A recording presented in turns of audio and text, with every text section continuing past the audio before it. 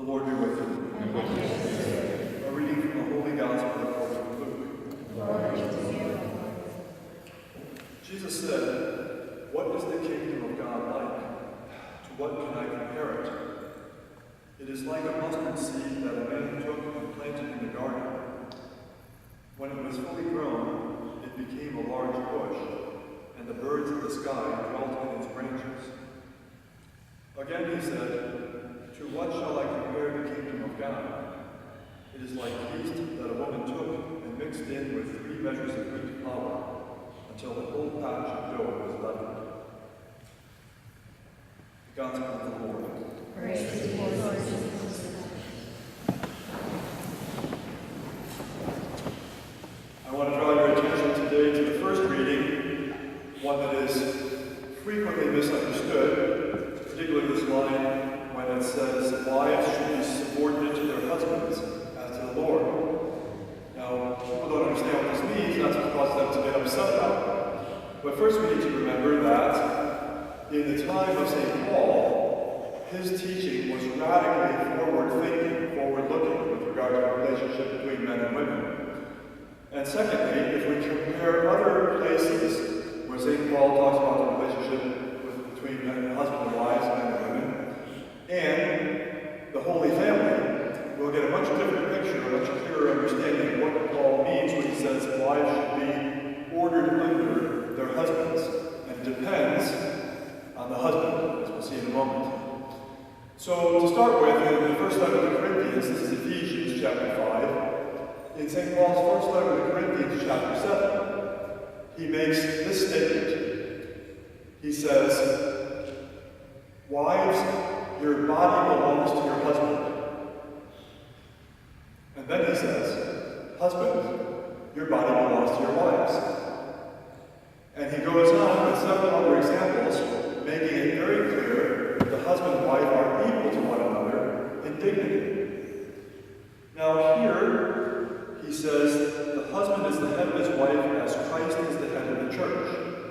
Now the first thing we have to think about is, what does it mean? What did Christ do as the head of the church?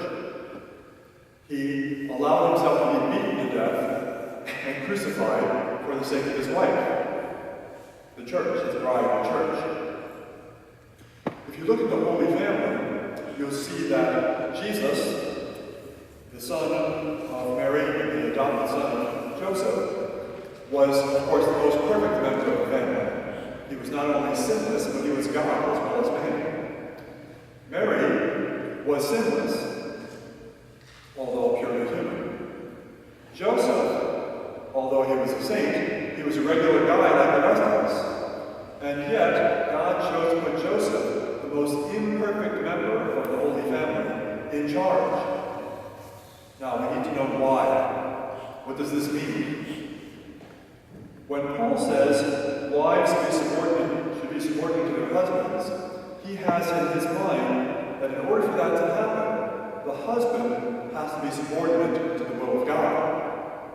In other words, if Joseph had not been subordinate to God's will, God would not have arranged things in such a way that Mary and Jesus as a child would be subordinate to him. It all depends, Paul's whole theology or anthropology, the relationship between men and women here, depends on the husband understanding that he and his wife are equal in dignity. Although he is the head of the family, if he has not subordinated his will to God's will, then the woman has no reason to look to him or subordinate herself to him. So this passage does not at all suggest that St. Paul thought women were less equal than men. It also does not suggest that the church thinks that women are less equal than men. Men and women are equal in dignity. Their roles are different. The role of the wife in the family is to follow her husband's lead, but only if he's following God's lead. If he's not, she should not follow him. Paul presumes that. Now, back to where we started from, this is far, far away from the teaching of the average Jew at the time of St. Paul and of the Lord. That's not the way the average Jewish man or any other pagan in the cultures at the time thought about the relationship between men and women. The woman was a man's property. If he didn't want her anymore, he kicked her out. St. Paul says that is not to happen. That's not the way it works. grace. So I encourage you, I don't want to keep you here all day, I'd love to talk about this all day. But if you go home and read 1 Corinthians chapter 7, you'll get a much more clear picture of how St. Paul understands the dignity, equal dignity of men and women. And for those who would suggest that